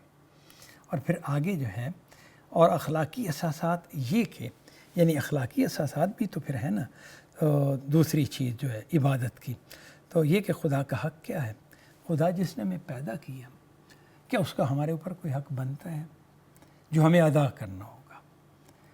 تو یہ چونکہ ہم ایک اخلاقی وجود رکھتے ہیں اپنے اندر، اس لیے یہ سوال اٹھتا ہے کہ جس نے ہمیں بنایا ہے، کیا ہمیں اس کا کوئی شکر ادا کرنا ہے جو ہمیں یہ رزق دے رہا ہے، رزق کی فراہمی۔ آخر یہ بات ہے نا کہ جو ہم دیکھتے ہیں کہ ایک پیدا ہونے والا بچہ جو بالکل ہی معصوم ہوتا ہے، بے بس ہوتا ہے، اس کی خوراک اس کی ماں کی چھاتیوں میں اس کے ساتھ ہی پیدا کر دی جاتی ہے۔ یعنی وہ پیدا جو ہی ہوتا ہے تو اس کی ماں کے پاس اس کے لیے روٹی آ جاتی ہے، دودھ جو وہ پیتا ہے، رزق آ جاتا ہے۔ تو وہ بچہ تو نہیں وہ لایا، یہ پروسیس کس نے کیا ہے کہ ادھر سے بچہ پیدا ہو اور ادھر سے اس کی خوراک کا بندوبست ہو جائے؟ اور انسان جانتا ہے کہ وہی خوراک اس کے لیے بہترین خوراک ہے۔ اگر انسان کہے کہ بھئی اگر اس کی جگہ ہم کوئی زمین سے نکلنے والی چیز جو انسان کھاتے ہیں، پھل فروٹ وغیرہ اور غلہ، اسی طرح مختلف چیزیں ہم کھاتے ہیں، سبزیاں کھاتے ہیں، ان میں سے کوئی چیز اس کے لیے سجیسٹ کی جائے بچے کے لیے تو وہ غیر موضوع ہے۔ وہی موضوع ہے جو ماں کی چھاتیوں میں پیدا کی گئی ہے۔ بچہ جب بڑا ہوتا ہے تو یہ زمین اس کے لیے ماں کی چھاتیوں کی طرح غذائیں پیدا کرتی ہے، بے تحاشا غذا پیدا کرتی ہے۔ تو یہ کیسے ہوتا ہے؟ مطلب ہے پیدا ہونے والے افراد تو یہ نہیں فیصلہ کرتے کہ یہاں پر میرے لیے گندم اگنی چاہیے، دالیں ہونی چاہیے، گوشت کا انتظام ہونا چاہیے، جانور ہونے چاہیے، ایسا گوشت جو میرے لیے موزوں ہو، ایسے غلہ کہ جو میرے لیے غذا بنے، غذائیت مجھے فراہم کرے۔ یہ وہ تو فیصلہ نہیں کرتا، انسان تو فیصلہ نہیں کر سکتا، یہ تو فیصلے پیچھے سے ہوتے ہیں۔ تو اور پھر یہ ایسا نہیں کہ یہ تھوڑا بہت کوئی انتظام کر دیا گیا ہے، یعنی اس کے بعد نہیں۔ زمین کو اگر ہم دیکھیں، ایک زمین پر جس طرح غلہ اگتا ہے، کھیتوں میں جس طرح ایک فراوانی کے ساتھ، اس کو اگر ایک ہم کیمرے میں لائیں، ایک بالکل سلو ایک فلم کے ذریعے سے، اور پھر اس کو تیزی سے چلا دیں، تو ہم یہ دیکھیں گے کہ یہ زمین غلے اگلتی ہے، یعنی جیسے چشمے پھوٹتے ہیں نا، پانی کا چشمہ، ایسے پانی ابل ابل کے باہر آ رہا ہے، اسی طرح اس کے اندر سے غلہ، انسانی خوراک کی چیزیں، انسان کے لیے جانور جو انسان نے کھانے ہیں وہ، اور جو اس کے علاوہ بھی ہیں جن کی اپنی حکمت ہے جن کو پیدا کرنے کی، وہ زمین سے اس طرح باہر اچھل اچھل کر باہر آ رہے ہیں۔ وہ تو چونکہ ایک لمبے ٹائم میں آتی ہے نا، فصل ہم نے لگائی تو 4 ماہ کے بعد وہ فصل اس قابل ہوئی کہ اسے کاٹی جائے، تو وہ سلو پروسیس سے ہم محسوس نہیں کر پاتے یا اتنا ادراک نہیں ہوتا۔ سوچیں تو سمجھ آ جاتی ہے بات، لیکن اگر اس طرح ہم چلائیں ایک کیمرے کو کہ ابھی یہ بیج بوئے تھے، یہ تیزی سے بڑھ رہے ہیں پودے، اور یہ یعنی کہ 5 منٹ کے اندر ہم دیکھیں تو غلے کا ڈھیر لگے گا، زمین کے اندر سے پھوٹے گی، اسی طرح جیسے وہ چشمے ابلتے ہیں، اس طریقے سے یہ زمین، تو یہ جو غلے اس طرح اگر رہے ہیں، ہمارا رزق کی فراہمی ہے، پھل ہیں، اسی طرح پینے کی مشروبات ہیں، مختلف چیزیں ہیں، تو یہ کیسے ہو رہی ہیں؟ یہ جو یہ کر رہا ہے کیا اس کا شکریہ ادا کرنا بنتا ہے؟ ویسے تو ہم جانتے ہیں کہ اگر کسی شخص نے ہمیں ایک پھول دیا تحفے کے طور پر یا کوئی گفٹ دیا تو ہمیں چاہیے کہ ہم اس کو کہیں تھینک یو، یہ ضروری ہے، شکریہ بھائی آپ کا، یہ ہم کہیں۔ اگر ہم نہیں کہتے تو ہمارا دل کہتا ہے تم بدتمیز ہو، تمہیں اس کا شکریہ ادا کرنا چاہیے تھا۔ اگر ہمارا بچہ اس طرح اسے کوئی کھلونا لا کے دیا جائے اور وہ اس سے کھلونے لے کے بھاگ جائے تو ہم بلائیں گے اسے اور کہیں گے نہیں، یہ جس مہمان نے تمہیں یہ گفٹ دیا ہے اس کو تھینک یو کہو، اور وہ جب کہے گا تم کہیں گے ٹھیک ہے اب جا کے کھیلو بے شک۔ تو یہ تو شکریہ ادا کرنا ایک فطرت ہے، یعنی تو کیا ہمارے اوپر اس کائنات کا جو کریٹر ہے، جس کا جو اس بچے کے لیے ماں کی چھاتیوں میں دودھ پیدا کرتا ہے اور انسانوں کے لیے زمین پر غلہ پیدا کرتا ہے، رزق پیدا کرتا ہے، آسمان سے بارش نازل کرتا ہے جو پھر زمین سے رزق کو اگل دیتی ہے، اگلنے کا ذریعہ بنتی ہے، تو اس کا شکریہ بنتا ہے۔ اگر بنتا ہے تو پھر یہ بنیاد بن جاتی ہے، یہ اخلاقی اساس یہ چیز کہلاتی ہے۔ آگے ہم دیکھتے ہیں جی اگلا سوال جو ہے، یعنی اگر کوئی اس کے بارے میں سوال کرنا ہو تو کیا جا سکتے ہیں، ورنہ میں پھر اگلے سوال پہ چلا جاتا ہوں۔ عبادت کے مراسم سے کیا مراد ہے؟ مراسم یعنی ریچولز۔ عبادت کو جب ہم دیکھتے ہیں طور طریقے، تو وہ جو سے کیا مراد ہے؟ عبادت کے طور طریقے جیسے نماز، روزہ، زکوٰۃ، حج اپنی اپنی ادائیگی کی خاص عملی صورتوں میں، عبادت کے مراسم سے یہ مراد ہے۔ ہم مسلمانوں کے ہاں عبادت کے مراسم کن چیزوں کو دیکھتے ہیں؟ وہ نماز پڑھا کرتے ہیں، 5 وقتہ نماز کے لیے وہ مسجد میں جاتے ہیں یا گھر میں پڑھیں گے، تو اس کا بھی پورا ایک طریقہ ہے۔ یعنی ایسا نہیں کہ اس طریقے سے ہٹ کر وہ نماز پڑھیں تو نماز ہو جائے گی، نہیں، وہ جو شرطیں ہیں نا اس کی، وہ اگر پوری نہیں کی تو نماز نہیں ہوئی، پھر آپ کو دوبارہ پڑھنی ہے۔ تو یہ مراسم جو ہے نا، طور طریقے، نماز کا طریقہ یہ ہے، روزے کا طریقہ یہ ہے۔ یعنی اگر کوئی شخص کا بھی روزہ سحری سے مغرب تک ہے نا، تو کتنے گھنٹے ہوئے؟ یہ ہمارے ہاں بن رہے ہیں کوئی تقریباً 16 گھنٹے۔ تو 16 گھنٹے میں اس ٹائم پر نہیں، میں دوپہر کو کھانا کھا لوں گا اور پھر 16 گھنٹے بعد یعنی اگلے فجر کو میں کھانا کھاؤں گا، افطار کروں گا، تو روزہ نہیں ہوگا، بالکل نہیں ہوگا۔ چاہے وہ 16 چھوڑ کے 20 گھنٹے بھوکا رہ لے اور ان شرطوں کے مطابق رہے جو بیان کی گئی ہیں، نہیں، روزہ نہیں ہوگا۔ وہ اپنے ٹائم پر ہونا ہے جو آپ کو بتایا گیا ہے، یعنی کہ طلوع فجر سے پہلے آپ نے جو کھانا کھا لیں سحری کے موقع پر، اور پھر سارا دن آپ کو نہ کھانا پینا ہے، نہ بیوی سے تعلق رکھیں گے۔ یعنی بیوی سے بات کر سکتے ہیں لیکن اس سے میاں بیوی کا تعلق نہیں پیدا کر سکتے۔ اور پھر جب غروب آفتاب ہو جائے گا تب آپ روزہ افطار کریں گے۔ تو یہ صورت ہے روزے کی، اس صورت کو ہم بدل نہیں سکتے، یہ طور طریقہ ہے، بس اسی طرح سے یہ عمل ہوگا، یہ خدا نے متعین کر دیا۔ خدا یہ کام ہم سے ایسے ہی کروانا چاہتا ہے، اس کو ہم سجیسٹ نہیں کر سکتے کہ اس کی ہم دوسری شکل کر لیتے ہیں۔ اسی لیے یہاں سے ہی نا، یہاں پہ وہ قربانی کا تو نہیں لکھا ہوا، وہ تفصیلات میں وہ بھی آئے گی۔ تو قربانی کے حوالے سے بعض لوگ سوال اٹھا دیتے ہیں نا کہ اگر قربانی کا حکم ہے تو ہم قربانی نہیں کرتے، اس نے رقم غریبوں کو دے دیتے ہیں۔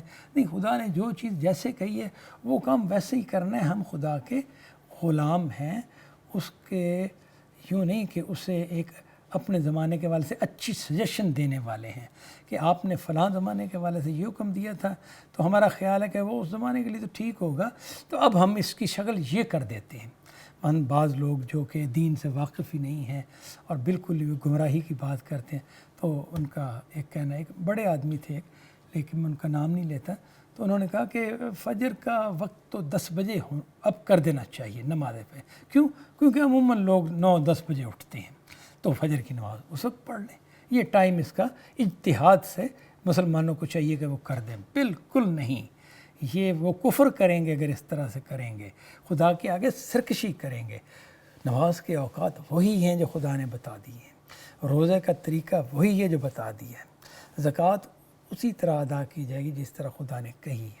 ایک ہوتا ہے کہ فقہی اعتبار سے اس کی اطلاقی مسائل، وہ تو درست ہے کہ فلاں چیز کی زکوٰۃ ہمیں نکالنی ہے، تو وہ جو چیزیں ہمیں پھر قرآن و حدیث سے ملتی ہیں نا، ان کی روشنی میں انہی پر سے قیاس کرتے ہوئے ہم آگے نکالتے ہیں زکوٰۃ کی جو بھی بنے گی صورت، وہ فقہی استنباطات، یعنی کہ فقہی طور پر قیاس کرتے ہوئے، اندازہ کرتے ہوئے ایک رائے دینا، یہ اور بات ہے، اس کی نہیں بات ہو رہی۔ بات اس کی ہو رہی جو خدا نے کہا ہے اس کی جگہ پر دوسری بات کہنا، وہ سراسر سرکشی ہے خدا سے۔ خدا کی بات تو ویسے ہی لینی ہوگی جیسے اس نے کہی ہے، اس کی عملی صورتیں فلاں کیس میں، فلاں کیس میں، فلاں کیس میں، یہ اطلاقات کی شکل ہو سکتی ہے کہ جس میں آراء مختلف ہوں، لیکن حکم وہی ہوگا، ایگزیکٹلی وہی حکم ہوگا جو ماننا ہوگا۔ زکوٰۃ کا معاملہ بھی یہی ہے، تو حج بھی اسی طریقے پہ ہوگا۔ ایسا نہیں ہو سکتا کہ بھئی وہ عرب بہت دور ہے تو ہم اپنے ملک میں کوئی ایک جگہ بنا لیتے ہیں، اسی طرح کی عمارت بنا لیتے ہیں، وہی سارے اعمال یہاں انجام دیں گے۔ نہیں، جگہ وہی ہے، وہ جگہ بدلی نہیں جا سکتی، بالکل نہیں بدلی جا سکتی۔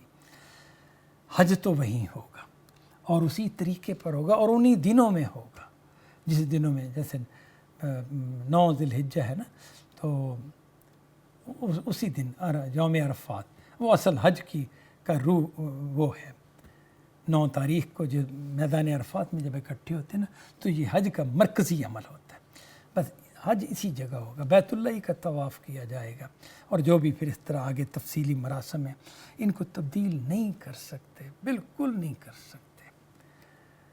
اس میں جو چیزیں بعض سامنے آتی ہیں کہ سعودی عرب کے علماء نے یہ فتویٰ دیا ہے، یہ فتویٰ دی ہے، وہ اصل دین کی اپلیکیشن کی صورتیں ہیں ان کے نزدیک، اس زمانے میں، اس ماحول میں، یعنی کہ اپلیکیشن کی صورتیں وہ تو مختلف ہو سکتی ہیں نا، کہ جیسے ہم نے ایک نصاب پڑھنا ہے تو نصاب پڑھنے کے کئی طریقے ہو سکتے ہیں۔ ایک طریقہ پرانے زمانوں میں یہ عام طور پر آیا تھا، یہ وائٹ بورڈ وغیرہ یہ نہیں ہوتا تھا، کمپیوٹر نہیں تھا، اس طرح نہیں تھا کہ آپ ویڈیو بنا کر بھیج دیں، یہ چیزیں نہیں تھیں، یہ وقت کے ساتھ ایجاد ہو گئیں اور ان کو اختیار کر لیا گیا۔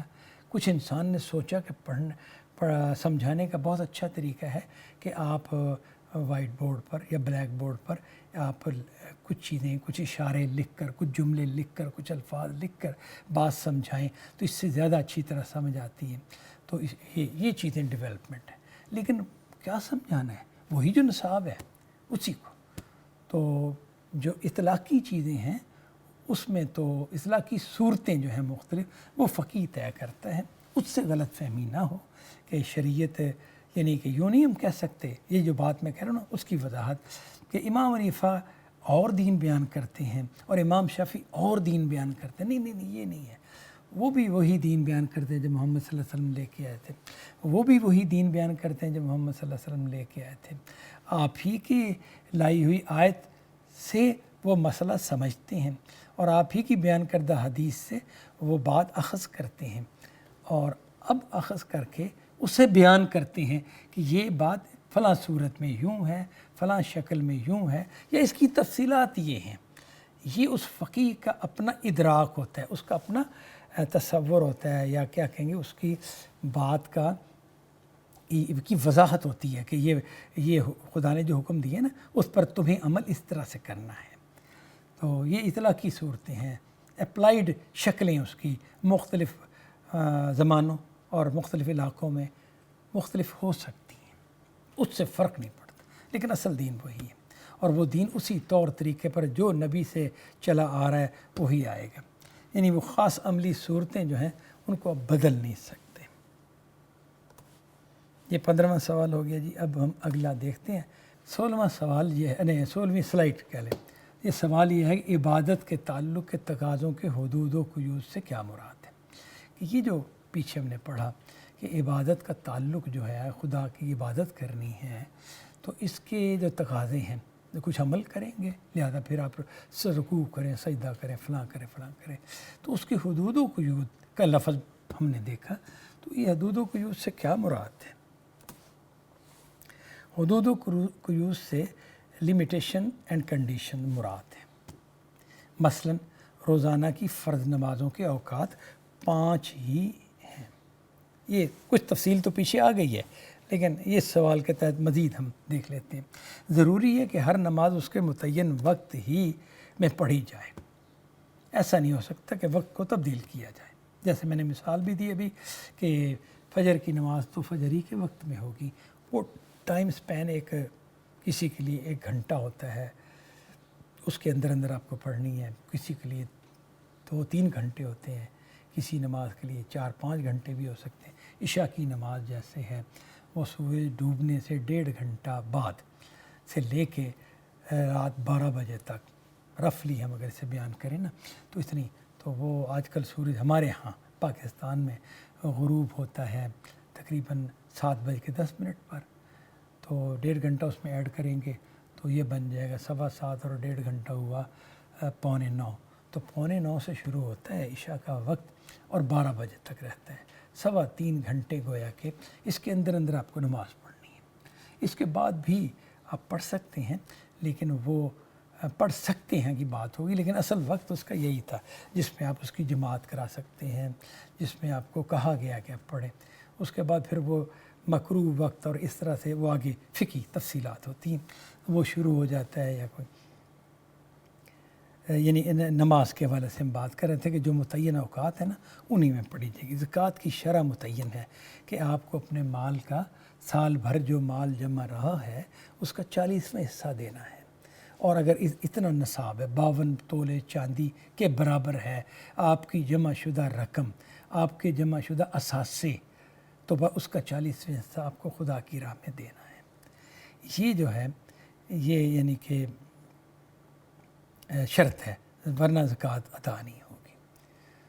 اگر آپ صاحب نصاب ہی نہیں، آپ کے پاس 52 تولے چاندی نہیں، مثال کے طور پر 40 تولے چاندی ہے، اور آپ کہتے ہیں میں اس میں سے 1 تولہ نکالتا ہوں، تو یہ آپ صدقہ و خیرات کر رہے ہیں، زکوٰۃ تو آپ پر ابھی تو لگی نہیں، وہ تو آپ صاحب نصاب بھی نہیں پہنچے، آپ صدقہ و خیرات جو کرنا چاہو کر سکتے ہیں۔ لیکن اگر آپ صاحب نصاب ہو گئے 52 تولے چاندی یا اس سے اس کی مقدار کے مطابق اثاثہ، کوئی مالی اثاثے موجود ہیں آپ کے جو سال بھر جمع رہے ہیں اور زیر استعمال بھی نہیں آپ کے، یعنی جو ذاتی استعمال کا مکان ہے اس پر تو زکوٰۃ نہیں لگتی، ذاتی استعمال کی گاڑی پر زکوٰۃ نہیں لگتی، اور اس طرح کی چیزیں ان کو تو نکال دیں۔ لیکن جو مال جمع آپ کے پاس ہے جس کی اس طرح آپ کے وہ استعمال میں نہیں ہے، ضرورت نہیں ہے اس طرح سے، تو اس میں پھر آپ 2.5% یعنی 40واں حصہ آپ نکالیں گے۔ اور یہ جو شرط پھر اس کے مصارف ہیں کہ وہ 8 مصارف ہیں، وہ بتا دیے یہ زکوٰۃ خرچ کہاں کرنی ہے، انہی جگہوں پر کرنی ہے۔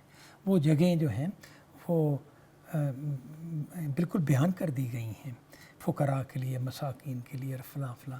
اب اس کی اطلاقی صورتیں کیا بنتی ہیں؟ اب اس کو ہمارے فقہا نے بھی بیان کیا ہے اس کی اطلاقی صورتوں کو، اور آج کے زمانے میں بھی بیان کیا گیا ہے، خود غامدی صاحب نے بھی اس کی تفصیل کی ہے۔ تو وہ اطلاقی صورتیں اس کی کہ آج کل مثلاً حکومت عوام کے لیے کیا کیا کام کرتی ہے، جیسے مریضوں کے لیے، مریضوں پہ تو زکوٰۃ لگ سکتی ہے نا، جو اپنے اخراجات نہیں اٹھا سکتے، تو اب ان کے لیے ہاسپٹل بننے شروع ہو گئے ہیں۔ پہلے ہاسپٹل نہیں بنا کرتے تھے، پہلے تو آپ کسی کو آپ نے دیکھا مریض ہے اپنا خرچ نہیں اٹھا سکتا تو آپ نے اس کی بیماری کے حوالے سے کچھ اسے دے دیا، زکوٰۃ میں سے دے دیا۔ کوئی اسی طرح کوئی آدمی ہے جس کا مال گم ہو گیا ہے تو وہ بالکل غریب ہو گیا، اس کا اثاثہ کھو گیا ہے، تو یا اسے کوئی تاوان پڑ گیا، ڈاکو لوٹ کے لے گئے، تو اب وہ اچھا والا آدمی تھا لیکن اب وہ غربت کا شکار ہو چکا ہے، تو آپ اسے زکوٰۃ دے سکتے ہیں۔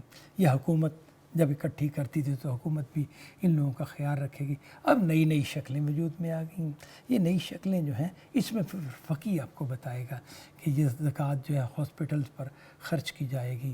پھر اسی طرح مسافروں کی سہولت کے لیے سڑکیں بنائی جاتی ہیں، پہلے تو ایسا نہیں ہوتا تھا، وہ تو صحرا کے اندر سفر کیا جاتا تھا اور صحرا سڑک ہی سڑک تھا، مطلب ہے چاہے آپ ادھر دائیں کر لیں بائیں کر لیں، اچھا کہیں پتھریلی زمین آ جاتی تھی وہ چل چل کے وہ بھی رواں ہو ہی جاتی تھی، ایک رستہ سا بن جاتا تھا اور بس وہ کافی۔ لیکن باقاعدہ روڈ بنائی جائے ایسا تو پہلے نہیں ہوتا تھا، اب وہ بنائی جاتی ہیں۔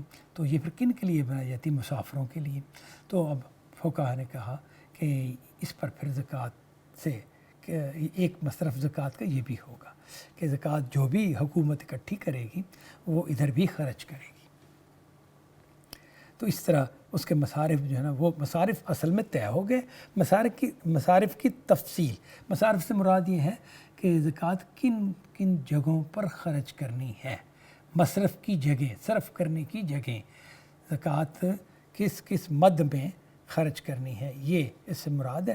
اور وہ مدیں بتا دی ہیں، 8 مدیں ہیں، ان مدوں کی فقی تفصیل کرے گا کہ ہمارے زمانے میں یہ مدیں فلاں فلاں شکل اختیار کر چکی ہیں، یہ فلاں شکلیں انہی مدوں کے تحت آتی ہیں، تو ان میں پھر زکوٰۃ دی جائے گی۔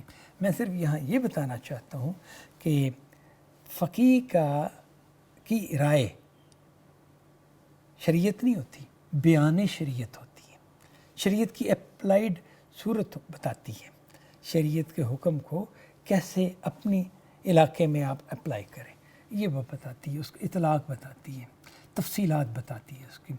शरीयत तो नबी सल्लल्लाहु अलैहि वसल्लम ने ही दी है खुदा से पाकर।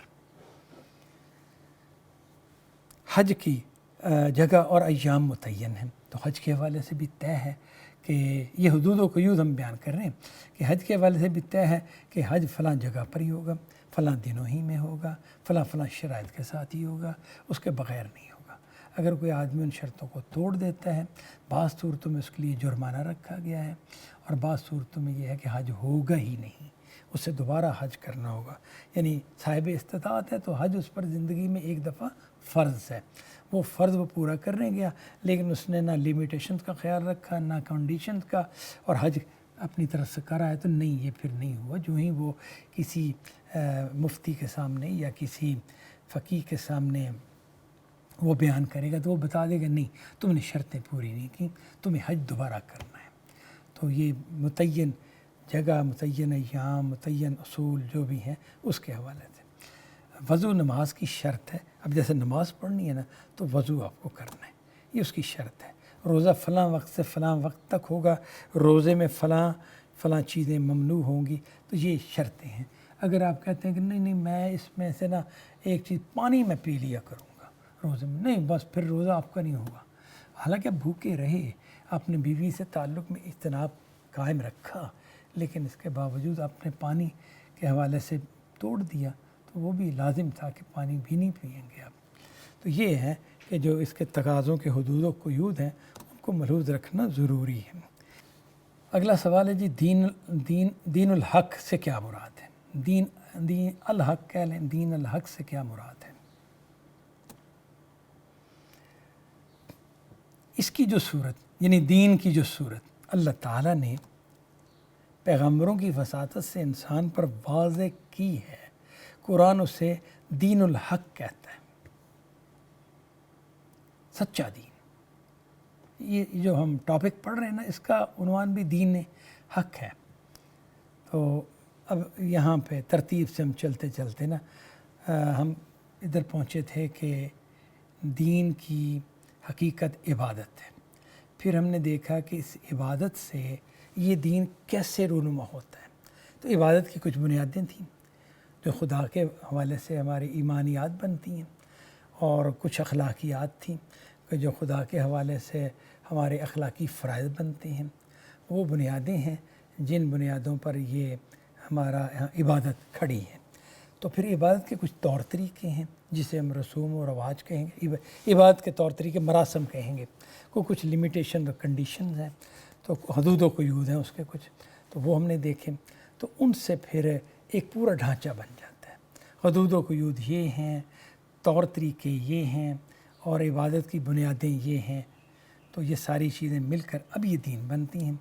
तो अब इस दीन की सूरत ऐसा नहीं कि खुदा ने कहा कि भाई तुम बैठ के बनाओ, इंसानों को कहा।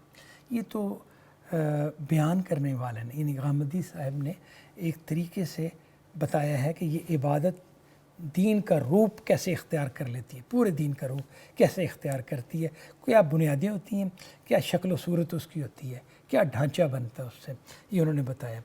कुरान खुदा ने जब इसकी सूरत इंसान पर वही की अंबिया पर, तो जो अल्लाह ताला ने अपने पैगम्बरों के वसातत से ज़रिए से इंसानों पर वाज़े की है, तो जो भी सूरत दी है कि दीन पूरा ये है, कुरान ने उसका नाम दीनुल हक़ रखा है।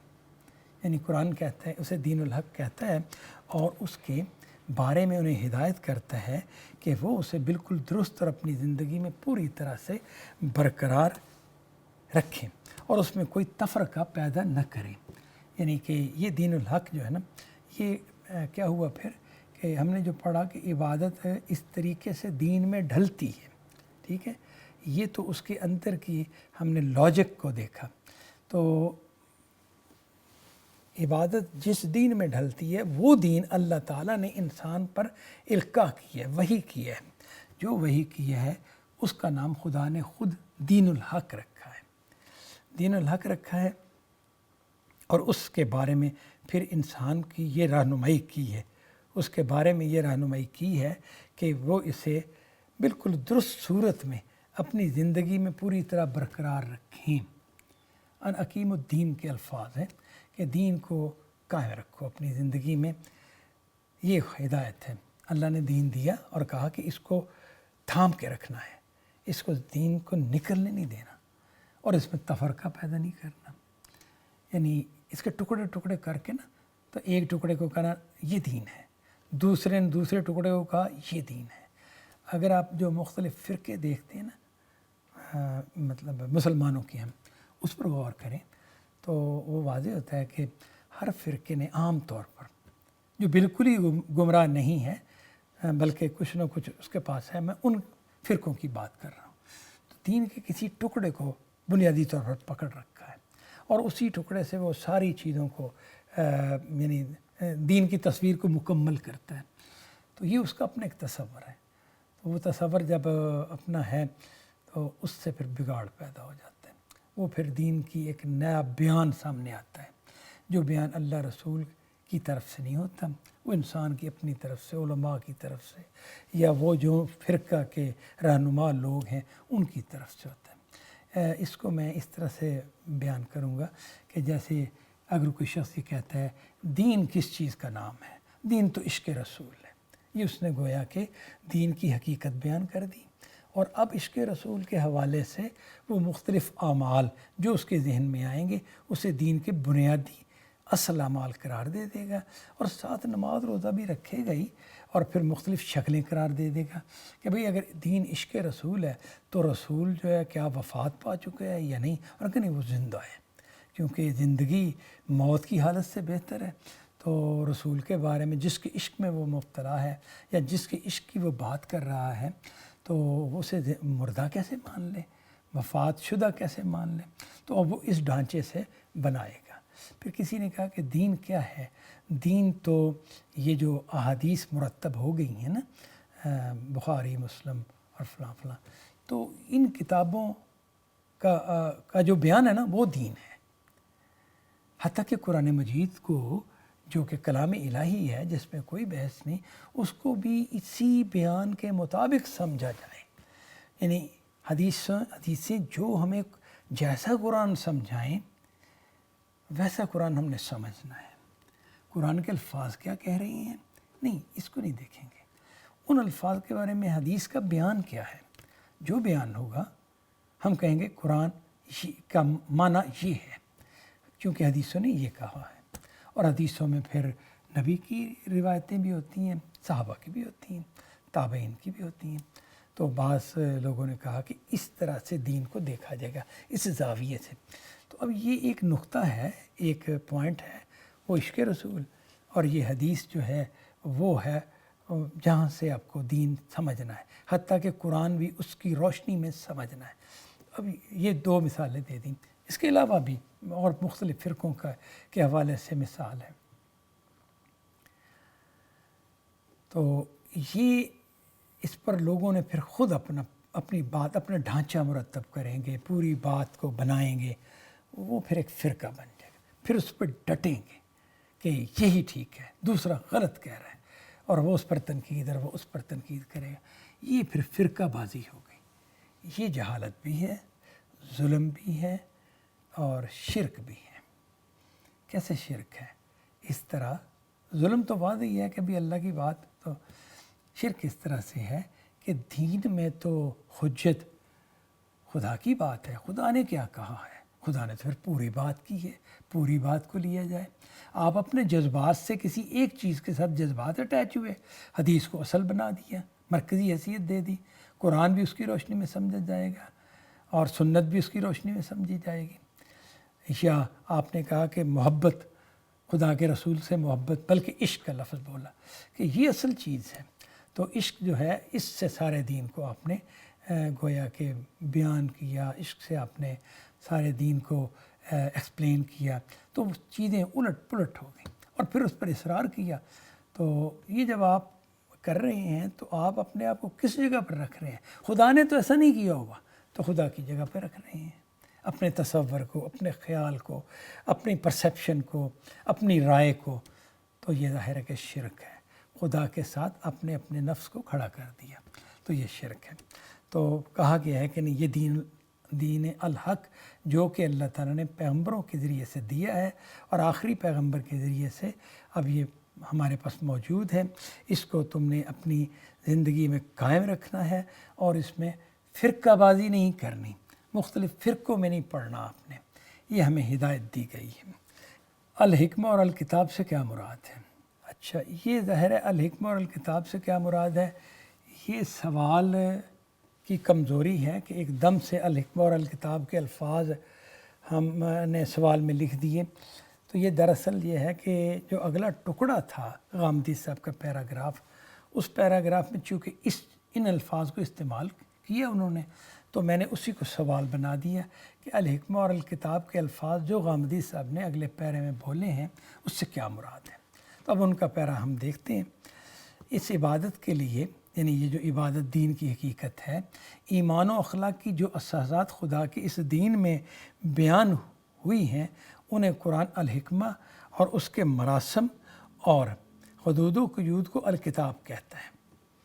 الحکمہ اور الکتاب کے الفاظ جو ہم علیہ السلام کتاب میں دیکھتے ہیں، تو وہ الفاظ ان کی وضاحت اس طرح سے ہے کہ عبادت جو کہ روح دین ہے، دین کی حقیقت ہے، اس کے لیے جو ایمان و اخلاق کی بنیادیں یعنی اساسات خدا کے دین ہی میں بیان ہوئی ہیں، وہ جب قرآن بیان کرتا ہے ان اساسات کو، تو وہ اس کے لیے الحکمہ کا لفظ بولتا ہے، یعنی وہ حکم دے کے، وہ بات کر کے، تو قرآن پھر اس کے کہتا ہے کہ یہ حکمت ہے جو تمہیں خدا نے سکھائی ہے یا خدا کی طرف سے تم پر نازل ہوئی ہے۔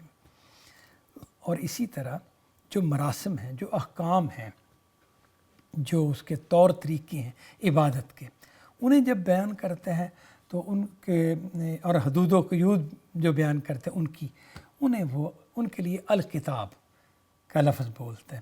یعنی آیات کا مطالعہ کریں تو ہم یہ دیکھتے ہیں کہ جب حدود و قیود بیان کرنی ہے اور مراسم بیان کرنی ہے تو قرآن اس کو الکتاب کا عنوان دے دیتا ہے، اور جب اخلاقیات اور ایمان کی باتیں بیان کرتا ہے جو کہ عبادت کی بنیادیں ہیں، تو قرآن اس کے لیے الحکمہ کا لفظ بولتا ہے، یعنی الحکمہ کے لفظ کے تحت لاتا ہے وہ اپنے طریقے سے۔ قرآن ہماری طرح کی کتاب نہیں ہے کہ اوپر الحکمہ کا عنوان لکھا، نیچے مضمون لکھ دیا، پھر اوپر الکتاب کا عنوان لکھا، نہیں، اس طرح نہیں۔ قرآن مجید کا طریقہ یہ نہیں ہے۔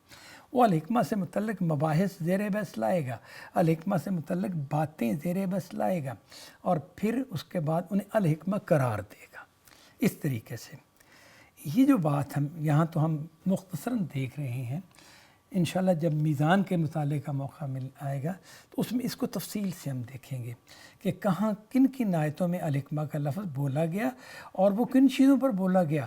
وہ ساری ایمانی اور اخلاقی باتیں ہیں کہ جن کو قرآن نے الحکمہ کہا، اور اسی طرح الکتاب کا لفظ جب بولا گیا تو وہ کن چیزوں پر بولا گیا، وہ یا حدود و قیود تھیں یا مراسم عبادت تھے۔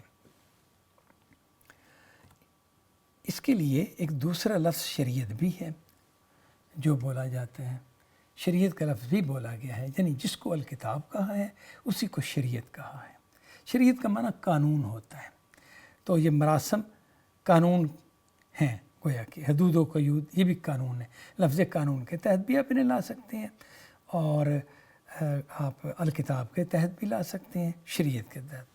قرآن مجید الکتاب کے تحت اور شریعت کے تحت لایا ہے، لفظ شریعت کے تحت اور الکتاب کے تحت قرآن نے اسے بیان کیا ہے۔ اس کے معنی وہی ہیں جو ہم لفظ قانون سے ادا کرتے ہیں، یعنی شریعت کے معنی کیا ہیں؟ جو قانون کے معنی ہیں، شریعت کا معنی قانون ہے۔ قانون سے جو مفہوم ہم جاننا چاہتے ہیں وہی مفہوم لفظ شریعت سے بیان ہوتا ہے۔ کیا سابقہ آسمانی کتب میں یہی دین بیان ہوا ہے؟ اب یہ ایک سوال تھا کہ جو نبی صلی اللہ علیہ وسلم کو دین دیا گیا، کیا یہی دین، یہ وہی دین ہے جو موسیٰ علیہ السلام کو دیا گیا، جو عیسیٰ علیہ السلام کو دیا گیا، جو داؤد علیہ السلام کو دیا گیا؟ سابقہ آسمانی کتب کون سی ہیں؟ تورات ہے، زبور ہے اور انجیل ہے۔ یہ تین سابقہ آسمانی کتب ہیں۔ اس کے علاوہ ابراہیم علیہ السلام پر نازل ہونے والے صحیفے بھی ہیں، تو لیکن یہ ہے کہ وہ ظاہر ہے کہ ایک آسمانی کتاب کے طور پر نہیں ہمارے پاس موجود، باقی یہ تو موجود ہے نا، انجیل بھی ہے، زبور بھی ہے، تورات بھی ہے۔ ابھی اس کا جواب جو ہے جی، الحکمہ ہمیشہ سے ایک ہی ہے، یعنی الحکمہ جو ہمارے تک پہنچی قرآن مجید میں کی آیتوں میں جو ہم دیکھتے ہیں، یہ وہی ہے جو موسیٰ علیہ السلام کے پاس آئی تھی، جو عیسیٰ علیہ السلام کے پاس آئی تھی، جو داؤد علیہ السلام کے پاس آئی تھی، اور انبیاء جتنے بھی انبیاء گزرے ہیں، صالح علیہ السلام، نوح علیہ السلام، لوط علیہ السلام، الحکمہ تو وہی ہے۔ یعنی کہ اس کا کیا مطلب ہے کہ دین کی اساسات، ایمانی اور اخلاقی اساسات یکساں ہیں، آدم علیہ السلام سے لے کے نبی صلی اللہ علیہ وسلم تک۔ دین کی بنیادیں، عبادت کیوں کی جائے، کس بنا پر کی جائے، ایمان اور اخلاق کی بنا پر۔ ایمانیات سے متعلق باتیں وہی ہیں جو آدم علیہ السلام کے پاس تھیں، جو نوح علیہ السلام کے پاس تھیں، اور جو موسیٰ اور عیسیٰ علیہ السلام کے پاس تھیں وہی ہیں، اور یعنی کہ ایمان کے بارے میں بھی اور اخلاقیات کے حوالے سے بھی۔ لیکن شریعت انسانی تمدن میں ارتقاء اور تبدیلیوں کے باعث البتہ بہت کچھ مختلف رہی ہے۔ شریعت یعنی قانون کو اگر ہم دیکھیں تو جو قانون نوح علیہ السلام کو ان کی قوم کے حوالے سے دیا گیا، یا جو بھی ان پر ایمان لائے ان کے لیے دیا گیا، وہ مختلف، بالکل مختلف۔ موسیٰ علیہ السلام کو جو دیا گیا وہ مختلف، یکسر مختلف تو نہیں کہیں گے، لیکن اس میں اختلافات پائے جاتے ہیں۔ اسی طرح پھر آگے جو یا اس سے پیچھے کہیں گے تورات ہے قانون، اور اس کے بعد پھر قرآن مجید میں قانون ہوا ہے بیان، یہ آگے وضاحت اس کی ابھی آ رہی ہے۔ تو تمدن کا ارتقاء کیوں مختلف ہوا؟ تمدن کا ارتقاء انسان کا رہن سہن، میل جول، اس کے مختلف معاشرتی طور طریقے بدلے، ڈیولپمنٹس ہو گئیں، اور اس میں ڈیولپمنٹس بھی ہوئیں اور چینجز بھی ہوئیں، تبدیلیاں بھی ہوئیں، کہ باعث البتہ بہت کچھ مختلف رہی ہے۔ شریعت میں مختلف تھیں کہ بھئی یہ کام اس طرح کرو، یہ حکم یہ ہے، یہ حکم یہ ہے۔ الہامی لٹریچر کا مطالعہ کرنے سے معلوم ہوتا ہے کہ تورات میں زیادہ تر شریعت اور انجیل میں حکمت بیان ہوئی ہے۔ یہ ہے کہ سابقہ آسمانی کتب کی یہ کے حوالے سے یہ بات ہے کہ سابقہ آسمانی کتب میں پہلی چیز تورات ہے، تو تورات کو اگر ہم دیکھتے ہیں تو اس میں تو شریعت کی زیادہ تر شریعتی کی بات آتی ہے، حکمت کی بات کم آتی ہے۔ اچھا، اور انجیل کو دیکھتے ہیں تو اس میں شریعت کی بات نہیں آتی یا بہت ہی کم، اور حکمت کی بات ہوتی ہے، یعنی زیادہ تر تورات میں شریعت اور انجیل میں حکمت ہے۔ تو زبور جو ہے یہ داؤد علیہ السلام پر نازل ہوئی، یہ ذہن میں رہے کہ زبور درمیان میں نازل ہوئی تھی، تورات کے نازل ہونے کے بعد زبور نازل ہوئی، پھر زبور کے بعد انجیل نازل ہوئی۔ کہ تورات جو ہے وہ آج سے 3500 سال پہلے نازل ہوئی ہے، اور زبور جو ہے وہ آج سے 2500 سال پہلے نازل ہوئی ہے۔ 1500 سال تو نبی صلی اللہ علیہ وسلم کے ہو گئے، 1000 سال اس سے پہلے داؤد علیہ السلام کا زمانہ تھا، زبور 2500 سال پہلے نازل ہوئی ہے، اور قرآن مجید 1500 سال پہلے نازل ہوا ہے، یعنی 1500 سال پہلے قرآن مجید نازل ہوا ہے۔ یہ ایک ترتیب ہے، تاریخی ترتیب ان کے حوالے سے۔ تو اب تورات میں ہم دیکھتے ہیں کہ زیادہ تر شریعت ہے، انجیل میں حکمت بیان ہوئی ہے، اور زبور جو کہ ان دونوں کے درمیان نازل ہوئی تھی اس میں حکمت کی تمہید میں اللہ تعالیٰ کی تمجید کا مزمور ہے۔ مزمور کا معنی نغمہ۔ تو زبور کی کتاب جو نازل ہوئی تھی اس میں خدا کی حکمت کی تمہید میں، کہ خدا کی حکمت والی کتاب آنے والی ہے، تو اب اس میں خدا کی مناجات کی گئی، اس کی بزرگی، تمجید کا معنی بزرگی بیان کرنا۔ تو ہم دیکھتے ہیں کہ زبور کے اندر ایسے گیت ہیں، ایسی عبارتیں ہیں کہ جو خدا کی بزرگی کو بیان کرتی ہیں، اس کی شان کو بیان کرتی ہیں، وہ گیتوں کی صورت میں۔ مزمور یعنی نغمہ، گیت کہہ لیں، نغمہ کہہ لیں، تو وہ ایک نغمہ ہے زبور کہ جو خدا کی بزرگی کا بیان ہے، اور یہ انجیل سے پہلے نازل ہوا ہے۔ اور قرآن مجید ان دونوں کے لیے ایک جامع شاہپار ادب اور صحیفہ انذار و بشارت کی حیثیت سے نازل ہوا ہے۔ اب قرآن مجید کو ہم دیکھتے ہیں تو وہ ایک جامع کتاب ہے، شاہپار ادب یعنی لٹریچر کی بہترین ایک یعنی ماسٹر پیس آپ کہہ لیں، جو خدا کی طرف سے جس کی عظمت کا کوئی حد ہی نہیں ہے۔ اور صحیفہ انذار ایک ایسی کتاب کہ جس میں خبردار کیا گیا، انذار یعنی خبردار کیا گیا، اور بشارت دی گئی ہے کہ جو نیک ہوں گے ان کے لیے جنت کی خوشخبری ہے، اور خبردار کیا گیا یعنی جو بد ہوں گے ان کے لیے جہنم سے انہیں خبردار کیا گیا کہ وہ بہت برا مقام ہے، ظالم اس میں پڑیں گے۔ اور قرآن اس حیثیت سے یعنی کہ قرآن میں حکمت بھی ہے، شریعت بھی ہے، جامع شاہپار ادب ہے نا، ادبی اسلوب ہے اس کا، ماسٹر پیس ہے یہ، اور ایک کمپلیٹ چیز ہے جس میں حکمت بھی ہے اور جس میں شریعت بھی ہے، یعنی قانون بھی ہے اور حکمت بھی ہے۔ حکمت کی وضاحت جیسے نہیں، ایمان اور اخلاق سے متعلق باتیں بھی موجود ہیں اور قانون سے متعلق باتیں بھی موجود ہیں قرآن مجید میں۔ یہاں پر ہمارا آج کا لیکچر ختم ہوتا ہے جی۔ وآخر دعوانا ان الحمد للہ رب العالمین۔